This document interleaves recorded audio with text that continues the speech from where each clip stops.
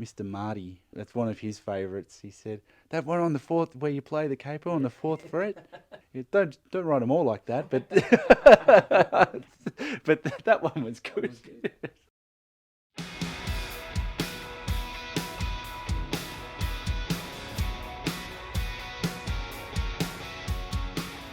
This time around. So Jazz has sent through the riff. When we write songs, like we'll preempt each other that something's on the way a little bit. Oh, I've been writing this riff, or I've been working on this thing, and then we'll go, okay, send it out into the bloody wilderness. And this was one of those ones. So I think he had a lot of the vocals for the verses, like maybe not the lyrics done already, but the sort of bounce and where the hook and that stuff. But there was no chorus.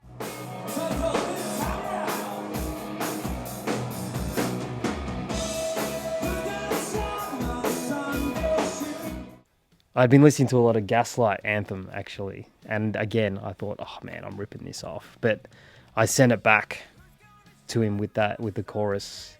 And I even sang it like the guy. I go, no, you can't do it like that, man, And I just thought it just bounced beautifully with the lyric ideas that he had for the verse and stuff. It's just a really fun song. People love it. Like, it's the one that they get up and dance to.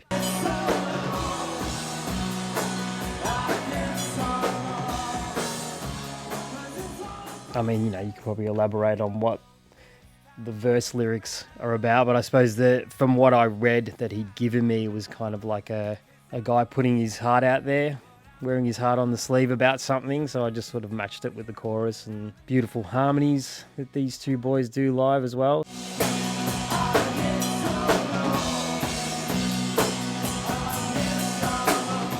But yeah, I think this one has probably had the most positive feedback out of all the songs that are on the album. So, probably be one of the singles that we release.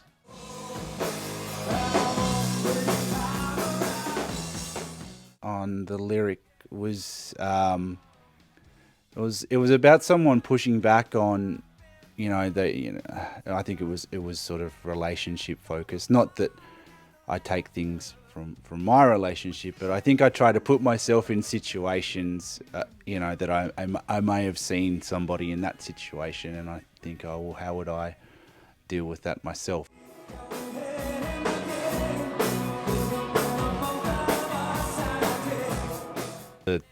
I won't this time around is about somebody continually sort of asking someone for things. He sort of Steve related to sort of heart on the sleeve. I guess you could see it from that point of view, but it's about the pushback from the person that sort of is the giver in the relationship, saying, no, I'm not going to do this time. I'm not going to take on that that burden or something. I kind of leave it fairly open-ended, because I think that anybody can sort of reinterpret the lyrics however they sort of choose. I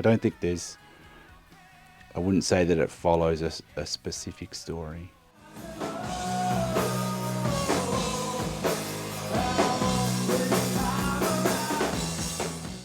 This is probably one of my favorite of the new songs. I absolutely love Jared's guitar tone on this song. I bought the guitar pedal. I went out and bought one of the pedals used in it. Of course, it's not just the pedal. It's Jared's hands and Jared's tastes and all that kind of stuff. But I really do like the other thing that I liked about this song was it departs from what the Vendettas have kind of been known for. And I remember thinking during these writing sessions that I'm going to throw in some sneaky genre shifts in here and see how they handle them. And Jared kind of did it himself before I managed to throw out any good examples for them. I got to play more of a groovy bass line than the usual kind of rock and roll clangers. It got groovy. It's syncopated with Rick's drums.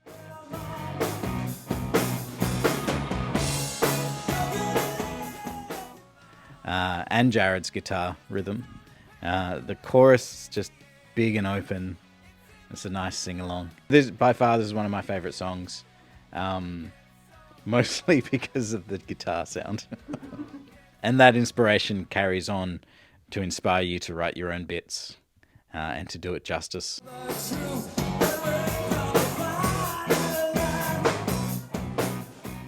Again, the dynamics of the timing changes was a bit of a half-time bit in there, and that just came about just by listening to the guitar track and thinking, oh yeah, the strums that ring out and the half-time bit fits in quite nicely with that. And when you come together and just all play it together and it's really sounding really nice, it's a very satisfying feeling.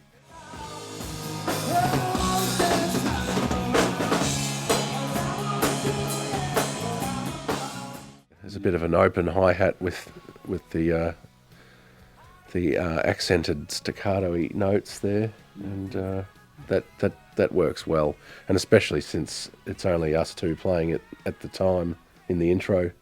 It's a machine, isn't it?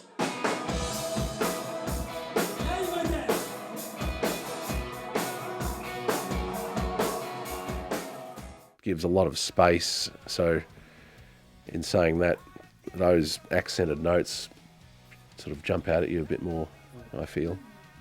Yeah, that's pretty much it for that one for me. I love playing it. It's definitely, just combines a bit of a shuffle beat in there, and then a bit of a half time, and takes you on a bit of a journey, and then, yeah, cool. It's going to be a lot for you to sit through, Noellie. Cut.